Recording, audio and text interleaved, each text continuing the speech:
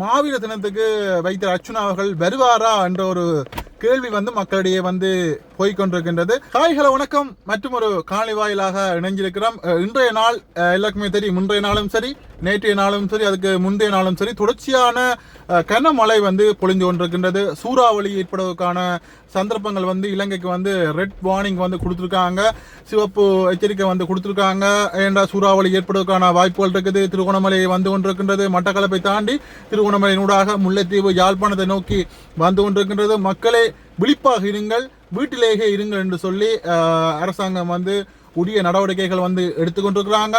இருந்தாலும் குறிப்பாக இந்தியாவிலையும் சரி, இலங்கையிலையும் மன்னார், திருகோணமலை, யாழ்ப்பாணம், முல்லைத்தீவு போன்ற பகுதிகள் அதிகமான கனமழையால நிறைய இடங்கள்ல இந்த அதிகமான காற்றினால மரங்கள் வாகனங்களுக்கு மேலே எல்லாம் விழுந்திருக்குது. நிறைய பாதிப்புகள் ஏற்படுத்தப்பட்டிருக்கிறது.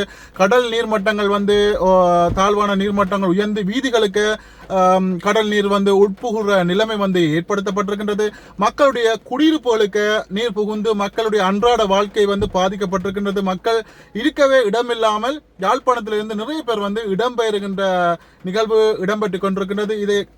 இந்த நிகழ்வுல பாத்தீங்கன்னு சொன்னா அரசாங்கம் இராணுவத்தினரை பயன்படுத்தி அவர்களை மக்களை மீட்டெடுத்து நீர் இல்லாத இடங்கள்ல உயர்வான இடங்களுக்கு இடம்பெயர்கின்ற நிகழ்வுகள் இன்றைய நாளில் இடம்பெற்றுக் கொண்டிருக்கின்றது. முல்லைத்தீவிலையும் குறிப்பாக இந்த வட்டுவாகல் பாலம் எல்லாம் பாத்தீங்கன்னு சொன்னா நீர் நிரம்பி அதை கடலுக்கு உள்புகுந்த நிகழ்வு நேற்றைக்கு முன்தினம் இடம்பெற்றிருந்தது. இன்றைய நாளையும் தொடர்ச்சியாக வட்டாப்பளை பகுதியாக இருக்கட்டும், வட்டாப்பளை கண்ணகையம்மன் கோயில் பகுதிகள் அதிகமாக நீரில் மூழ்கி இருக்கின்றது. இப்படியே தொடர்ச்சியாக போகுமா இருந்தால் மக்கள் அதிக ஒரு மன உளைச்சலுக்கு ஆளாக வேண்டிய நிலைமை ஏற்படும், தொடர்ச்சியாக ஏற்பட்டு கொண்டிருக்கின்றது. இந்த நிலைமை சரி வரும் வரைக்கும் மக்கள் தொடர்ச்சியாக உங்களுடைய அவதானமா இருங்க, எச்சரிக்கையாக இருங்க. அதிக காற்றழுத்தங்கள் காற்று ஏற்படுத்தப்படுகின்ற போது மரங்கள் முறிந்து விழுந்து மின் கம்பங்கள், மின் வயர்கள் மக்களுக்கு ஒரு பாதிப்பை ஏற்படுத்தலாம். அதனால எல்லாருமே வீட்டில் இருங்க, கவனமா இருங்க. தொடர்ச்சியாக இப்பவும் முல்லைத்தீவு பகுதிகளில் மின்சாரம் துண்டிக்கப்பட்டு கொண்டிருக்கின்றது. நேரத்துக்கு நேரம் ஒவ்வொரு மரம் முறிஞ்சு விழுந்து கொண்டிருக்கின்றது. அந்த ரீதியில அதை சீர் செய்கிற பணியில இலங்கை மின்சார சபை தொடர்ச்சியாக தங்களுடைய பணிகளை செய்து கொண்டிருக்கிறாங்க. மக்களுக்கான உதவிகள் பல்வேறுபட்ட தொண்டு நிறுவனங்களாக இருக்கட்டும், பல்வேறுபட்ட சமூக ஆர்வலர்கள் மக்களுக்கான அந்த தேவைகளை செய்து கொண்டிருக்கிறாங்க. கொக்குவில் பகுதிகளிலும் சரி, யாழ்ப்பாண பகுதிகளிலும் சரி, நிறைய இடங்கள்ல தங்களால் இயன்ற உதவிகளை அனர்த்த முகாமை குழுக்கள் செய்து கொண்டிருக்கிறாங்க. எங்களுடைய இளைஞர்கள் உதவி செய்து கொண்டிருக்கிறாங்க. அதிகமான இடங்கள்ல எந்த வருடங்கள்லையுமே இல்லாத கனமழையும் சரி, புயலும் சரி ஏற்பட்ட வண்ணமே இருக்கின்றது. அந்த ரீதியில மக்கள் தொடர்ச்சியாக அவதானமாக இருங்க, விழித்திருங்க. அது மட்டும் இல்லாமல் இன்றைய நாள் ஒரு முக்கியமான ஒரு நாள். எங்களுடைய தமிழ் மக்களுக்காக உயிர் நீத்த மாவீரர்களுடைய நினைவேந்தல் நாள். இன்றைய நாள் மாவீரர் நாள். இன்றைய நாள் நாங்கள் முல்லைத்தீவு பகுதியில் நிற்கின்றோம். முல்லைத்தீவு பகுதியில் இரட்டை வாய்க்கால் பகுதி மற்றும் முள்ளிவாய்க்கால் பகுதிகளில் இந்த நினைவேந்தல் நடக்கின்ற இடங்களுக்கு நாங்கள் செல்ல இருக்கின்றோம். அது மட்டும் இல்லாமல் முல்லைத்தீவு பகுதிகளில் இடம்பெறுகின்ற இந்த அனர்த்தம் சம்பந்தமான காணொளிகளும் நாங்கள் போட்டுக்கொண்டிருக்கிறோம். நிறைய பேர் இன்றைய நாளில் எனக்கு ஃபோன் பண்ணி கேட்டிருந்தாங்க, தம்பி வைத்தியர் அர்ச்சுனாவுடைய அப்டேட் தாங்க சொல்லி. நாங்கள் இப்போ குறிப்பாக இந்த அனர்த்தங்கள் இடம்பெறுகின்ற போது குறிப்பாக அந்த வீடியோக்களை தான் தொடர்ச்சியாக நேற்றைய நாளும் முன்றைய நாளும் இந்த மாவீரர் நாள் சம்பந்தமான வீடியோக்களை போட்டுக்கொண்டிருக்கிறோம்.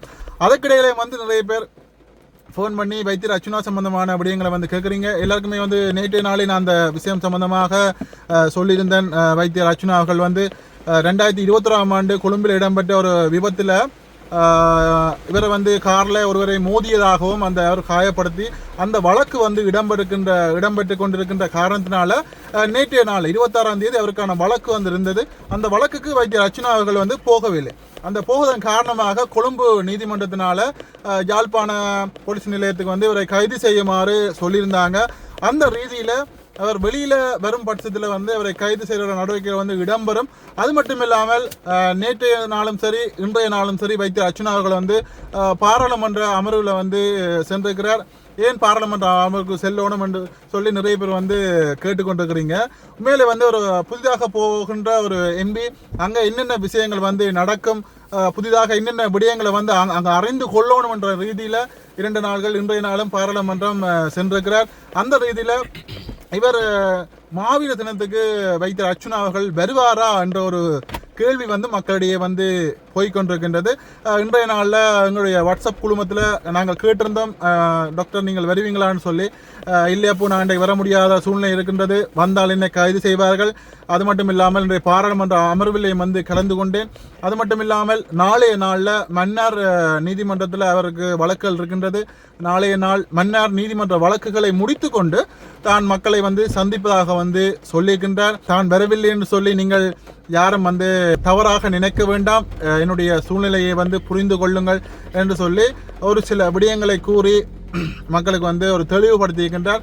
அந்த ரீதியில் நாங்களும் இன்றைய நாள் வருவார், மாவட்ட குறிப்பாக கிளிநொச்சி கனகபுரம் தூயிலும் இல்லத்துக்கு வருவதாகத்தான் கூறியிருந்தார். அப்படி நாங்கள் கேட்டிருந்தோம். நான் வரமாட்டேன் என்ற ஒரு உறுதியான நிலப்பாட்டை வைத்திய அர்ச்சுனா அவர்கள் வந்து சொல்லியிருக்கின்றார். அதனாலே நாங்கள் இன்றைய நாளில் நாங்கள் இரட்டை வாய்க்கால் மற்றும் முள்ளிவாய்க்கால் பகுதிகளில் இடம்பெறுகின்ற மாவீரர் நினைவேந்தல் இடங்களுக்கு நாங்கள் சென்று எங்களுடைய காணொலிகளை தருவோம். மக்களாகிய நீங்கள் பார்வையிடலாம். எங்களுடைய தமிழ் மக்களுடைய உரிமைக்காக போராடிய எங்களுடைய மாவீரர்களை வந்து நினைவேந்ததற்காக இன்றைய நாள் ஒரு நாள் தான். அந்த நாளை யாரும் தவற விடாதீர்கள். எங்களுடைய வீரர்களை மாவீரர்களை வந்து நினைவேந்தி அவர்கள் எங்களுக்காக பட்ட தியாகங்கள், எங்கள் மண்ணுக்காக, எங்கள் தமிழ் மக்களுக்காக, தமிழ் மக்களுடைய உரிமைக்காக போராடிய தியாகங்களை நாங்கள் இன்றைய நாளில் அவர்களுக்கு ஞாபகப்படுத்தி அவர்களுடைய ஆத்மாவை வந்து சாந்தப்படுத்துவோம் என்று சொல்லி கேட்டுக்கொண்டு இன்றைய நாளில் மக்களுக்கு நான் சொல்ல வேண்டியது ஒருவருடையதான். அமைதியாக இருங்கள், வீடுகளில் இருங்கள். தொடர்ச்சியாக இடம்பெறுகின்ற இந்த கனமழை காரணமாக தொடர்ச்சியாக பல்வேறுபட்ட இடங்கள் பாதிக்கப்பட்டு கொண்டிருக்கின்றது. வெளியிலே வந்து உண்மையிலே வந்து இந்த மழை நீர் வருகின்ற போது இந்த வெளியிலே வந்து பாம்புகள், பூச்சி, கொடுக்கான் மற்றும் இந்த தொடர்ச்சியாக இந்த முதலைகள் வந்து தொடர்ச்சியாக யாழ்ப்பாணம் பகுதிகளில் வந்து கொண்டிருக்கின்றது. அதிலிருந்து நீங்கள் உங்களையும் உங்கள் குழந்தைகளையும் வந்து பாதுகாத்து கொண்டு வீட்டில் இருங்கள் என்று சொல்லி கேட்டுக்கொண்டு இந்த காணொலியை வந்து நிறைவு செய்கின்றேன். தொடர்ச்சியாக காணொலியில் இணைந்திருங்கள். அடுத்த காணொலியில் சந்திப்போம். பாய். வைத்தியர் அர்ச்சுனா அவர்கள் வந்து ஃபேஸ்புக் தளத்தில் பதிவிட்ட பதிவு முக்கியமான அறிவித்தல். அன்பான உயிரினும் மேலான என் உறவுகளுக்கு பெங்கால் வெள்ளம் ஏற்படுத்திய பேரழுத்தத்தின் போது உங்களோடு இல்லாமையிட்டு மிகவும் மனம் வருந்துகின்றேன். இந்த துயரமான நேரத்தில் வடக்கு மற்றும் கிழக்குக்கு வருவதை தடுக்கும் சில சட்ட சவால்களை நான் தற்போது எதிர்கொள்கின்றேன் என்பதை பகிர்ந்து கொள்ள விரும்புகின்றேன். இன்று நாடாளுமன்ற பணியினை முடித்துவிட்டு எனக்கு வாரண்ட் சம்மன் அனுப்பப்பட்டு உள்ளதால் நீதிமன்றத்தில் சரணடைவேன். இந்த சூழ்நிலையில் நான் யாழ்ப்பாணத்துக்கு செல்லும் போது போலீசாரால் கைது செய்யப்படுகின்ற நிலைமை இருப்பதை உங்களுக்கு தெரிவித்து உங்கள் புரிதலையும் ஆதரவையும் நான் எதிர்பார்த்து நிற்கின்றேன். நாளை மறுபடியும் மன்னார் நீதிமன்றத்தில் ஆஜராக வேண்டிய நிலைமை இருப்பதால் நாளை பின்னேரம் உங்களை சந்திப்பேன் என்று நம்புகின்றேன். எந்த சந்தர்ப்பத்திலும் உங்களோடு இறுதி வரை பயணிப்பேன். உங்கள் புரிதலுக்கு நன்றி என சொல்லி இந்த பதிவை வந்து வைத்திய அர்ச்சுனா அவர்கள் வந்து ஃபேஸ்புக் தளத்தில் பதிவிட்டிருக்கிறார்.